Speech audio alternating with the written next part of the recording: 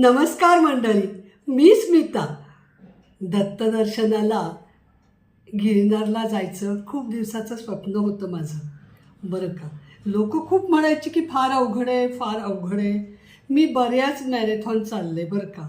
5 kilometre, 10 kilometre, मग 21 किलोमीटरची नर्मदा परिक्रमा केली आणि मग 30 किलोमीटरचं आळंदीहून पुण्याला चालत वारीसाठी आले. तर मला असा कॉन्फिडन्स होता की मी अगदी सहज चढेन. आणि आम्ही गेलो एकदाचे गिरनारला. आला तो योग. म्हणतात ना की दत्तगुरूंनी बोलवल्याशिवाय होत नाही. तर एक 4 वर्ष मी म्हणत होते आणि यावर्षी अचानकच असा योग आला आणि आम्ही चटकन तयार झालो. आणि जाताना काय झालं, मला याचा अनुभव यायचाच होता. काय झालं, आम्ही पराठे बरोबर घेतले होते मेथीचे. ट्रेनमध्ये मी ते पराठे नेहमी एक खाणारी, त्या दिवशी काय मला बुद्धी झाली, मी 2 पराठे खाल्ले बरं का. आणि मला जे पित्त झालं काय सांगू, भडाभडा उलट्या वगैरे. मेथीचे पराठे ते, आणि पुन्हा जस्ट सुरू झालेला, त्यामुळे हालत अगदी अवघड झाली. आणि मी रडकुंडी आले की दत्तगुरूंची इच्छा नाही वाटतं मी गिरनार चढावा. अगदीच रडकुंडी आले की माझे हातपाय गळून गेलेले. ट्रेनमध्ये जवळ नेहमी माझ्याकडे ॲसिडिटी होते म्हणून औषध असतंच, आणि यावेळी अजिबात एकही गोळी नव्हती. गंमत अशी की आमच्याबरोबर प्रवास करणाऱ्या ग्रुपपैकी एका बाईकडे साध्या ह्याच्या गोळ्या होत्या कसल्या तरी ॲसिडिटीच्या, त्या तिने दिल्या. त्यांनी मला थोडंसं बरं वाटलं. पण या जोरावरती उद्या काय मी चालू शकेन असं मला वाटेना. पोचून दुसऱ्या दिवशी संध्याकाळी जायचं होतं. म्हटलं ठीक आहे, अजूनही 24 तास हातात आहेत, गेल्यावरती बघू. परंतु तिथे जाऊन मी औषध मला माहिती असलेलं बाजारातून आणलं, घेतलं बरं का. दिवसातून 1 गोळी चालते, ती दिवसातून 4 गोळ्या मी घेतल्या. परंतु संध्याकाळी रात्री जेव्हा सगळे निघाले जायला, तर माझा काही पाय उचले ना, ताकदच नव्हती. उद्या तरी काय होणार कोण जाणे बरं का. पण दुसऱ्या दिवशी खरं म्हणजे ज्या दिवशी जाणार होतो चढायला, त्या दिवशी आम्हाला आमच्या ग्रुप लीडरनी 5-6 किलोमीटरच्या एका आश्रमात, काश्मीरी बापू आश्रमात नेलं. ते मी धडपडत कशीबशी चालले. माझ्या नवऱ्याची चाल तुम्ही बघितलीत ना, तर आम्ही दोघंही चढण्याच्या स्थितीत आहे की नाही असंच वाटत होतं. तर मग मी म्हटलं शेवटी आपल्या तब्येतीपुढं काही नाही, म्हणून म्हटलं की आपण बघूया, जमलं तर उद्या रोपवेने जाता येईल बरं का. आणि मग मी रात्री काही गेले नाही. सगळे हसत होते. आणि आमच्याबरोबरच्या 4-5 बायका ज्यांनी तिकीट ऑलरेडी रोपवेचं काढलं होतं, त्यांनी तिकीटं तशीच सोडून चालत चालत चढत गेल्या रात्री. मला अगदी हेवा वाटला. आणि सकाळी उठल्यावर मला काय वाटलं, अगदी सहज रोपवेने गेलं की अगदी सहज आपण चढणार बरं का. पण इथंच गोम होती.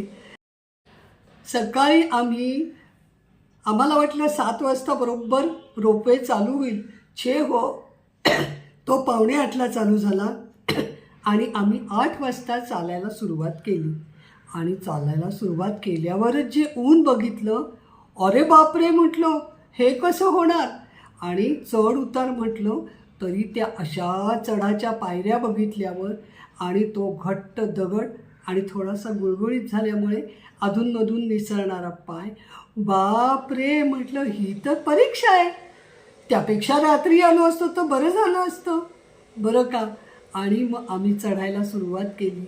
परंतु म्हणजे खरं आदल्या दिवशी माझी भूमिका काय होती की एक नॉर्मल सगळ्या लोकांचं जसं असतं तसं, की हां म्हणजे जिवंत आहे म्हणतात ते स्थान, आणि अनेकांना दत्तगुरूंचा अनुभव येतो वगैरे. तर ही काहीतरी आपल्या अशीच कहाणी आहे. असं मला वाटत होतं. शेवटी काहीतरी सायन्स हवं ना, तर त्यामुळे असं वाटत होतं की हां, असं म्हणतात आपलं लोकं. आपल्या मनाची उभारी असली की झालं की, आपण तयार असलो की झालं की, तब्येत ठीक असलं की झालं की. पण नाही हो, नाही. आम्ही चढायला लागल्यावर मी बघितलं की ऊन तर इतकं होतं आणि ते चढ बघितल्यावर मन खचत होतं आणि अनेक लोकांना त्या पायऱ्या बघून बरं का, इतक्या पायऱ्या आहेत, इतक्या चढल्या की हे मंदिर आहे, असं आहे, तसं आहे, बरं का. आणि आता किती चढायचं म्हणून वर बघत होते. आता किती चढायचं? पण नवऱ्याने मला सांगून ठेवलं होतं, पायऱ्या मोजायच्या नाहीत बरं का आणि अजिबात इकडे-तिकडे बघायचं नाही, बरं का. आणि सरळ आपल्याला जमतं तसं चालत राहायचं. तर मी तेवढंच ऐकायचं ठरवलं आणि एकदम माझ्या मनात आलं, की खरंच दत्तगुरूंची इच्छा असावी, की आम्ही दोघं जोडीने तिथं यावं त्यांच्या दर्शनाला. आणि दुसरी गोष्ट म्हणजे दत्तगुरूंना माझा अहंकार उतरवायचा होता. माझी परीक्षा घ्यायची होती.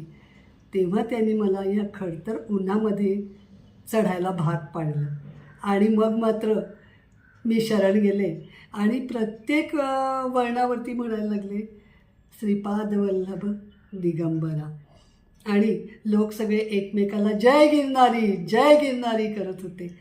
त्यामुळे उत्साह येत होता आणि हा जो विचार केला तो इतका उपयोगी पडला की लोक खरंच गळून तरुण मुलं मुली हा हा हा करून बसत होते बरं का. सावलीचा आडोसा जरासा भिंतीकडे बघून तिकडे रेटून बसत होते आणि आम्ही मात्र सतत चालत राहिलो. अगदी क्वचित थोडंसं बसलो 1-2-5 मिनटं बरं का. येताना नवरा मात्र थोडासा बसत आला आणि अशा प्रकारे मी 5 तासामध्ये आणि नवऱ्याने 6 तासामध्ये, 6 तास म्हणजे सुद्धा त्यांनी विक्रमच केला आहे. त्यांचं चालणं बघितलं, त्यांच्या पायाची अवस्था, खरं म्हणजे डॉक्टरने त्यांना ऑपरेशन सांगितलं आहे पायाचं, परंतु गुडघ्याचं, परंतु जिद्दीने त्यांनी ऑपरेशन नाहीच करायचं आणि मला चढायचंच आहे. आणि मी इथे पुढे येऊन नुसती धाक धूक बरं का. वरून काय निरोप येईल आता, हे जरा जास्तच धाडस झालं का असं म्हणून बसून राहिले होते. आणि जेव्हा नवरा नजरेच्या टप्प्यात आला, हुश, जिंकलो दोघंही बरं का. आम्ही आलो, असा जो काय आनंद झाला तो अगदी शब्दातीत आहे. दोघंही इतके खुश झालो आणि आल्यानंतर दोघांनी एकमेकांना विचारलं, दमलो होतो, थकलो होतो सगळं बरं का. पण ते उन्हाने पायऱ्या उतरून आल्यामुळे पाय दुखणं हा प्रकार जो असतो की नाही, तर मी यांना सहज म्हटलं, अहो माझे पाय नाही दुखत आहेत. उन्हाने चक्रेचा त्रास जो झाला तो आहे, पाय नाही दुखत आहेत. तर हे म्हणाले, अगो खरंच गं, माझेसुद्धा पाय नाही दुखत आहेत, फक्त उन्हाने थोडासा थकवा वाटतो एवढंच. काय मजा आहे बघा. म्हणतात ना, दत्तगुरू घेऊन जातात आणि घेऊन येतात. तर तिथं मी एक आयडिया वापरली. लोक जेव्हा पायऱ्या बघत होते, काहीतरी निगेटिव्ह बोलत होते की एवढं होणार का, मला जमणार नाही, आता परत जाऊया, हे फारच अवघड आहे, असं काही काही म्हणत होते किंवा किती दूर आहे. तर त्यावेळी मी आपला एक मंत्र ठेवला होता, अय्यो आलंच की, हे पहा आलं, आता थोडंच राहिलं. आणि असं म्हणत मी पुढे चालले होते आणि वाटेत शेवटी एकाच्या लक्षात आलं. म्हणाला, आजी तुम्ही सारखंच असं म्हणताय, पण अहो बरंच दूर आहे अजूनही.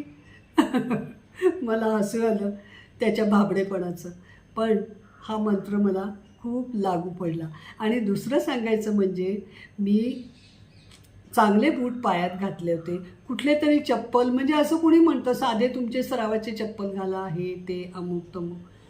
पण मी पायाबरोबर बसणारे बूट, कारण मी डायबेटिक असल्यामुळे मला नाहीच चालता येत, त्यामुळे मी बरोबर पायाबरोबर असलेले बूट व्यवस्थित घातले होते आणि ते बूट निसटणार नाहीत, व्यवस्थित पायाला बसतील असेच घातले होते. आणि त्यामुळे पूर्ण वेळ ते बूट आणि वजनाला हलके होते बरं का.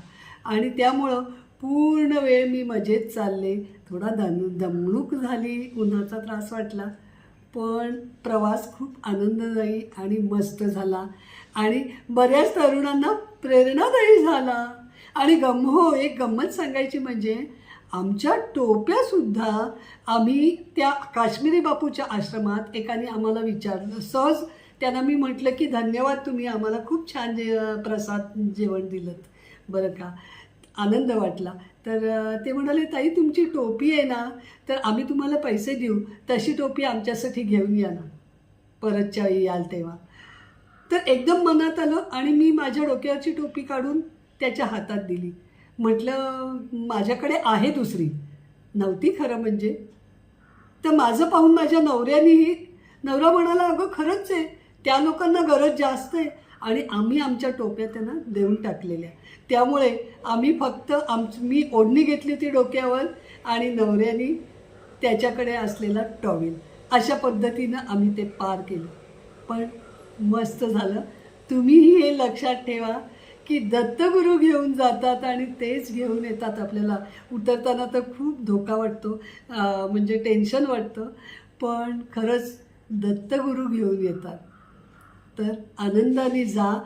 अगदी वयस्कर लोकंसुद्धा आरामात चढतात. दर महिन्याला गिरनार चढणारी लोकं आहेत बरं का. दर महिन्याला चढणारी लोकं आहेत आणि वर्षातून 5-6 वेळा करणारी पण आमच्या ग्रुपमध्ये 1-2 जणं होती. तर अशी खूप लोकं आहेत.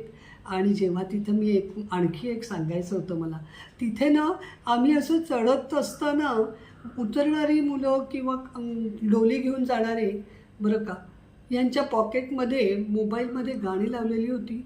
आणि ती कुठली शाहरुख खानची वगैरे काहीतरी उडत्या चालीची अशी ढॅमढूम ढॅमढूम ढॅमढूम.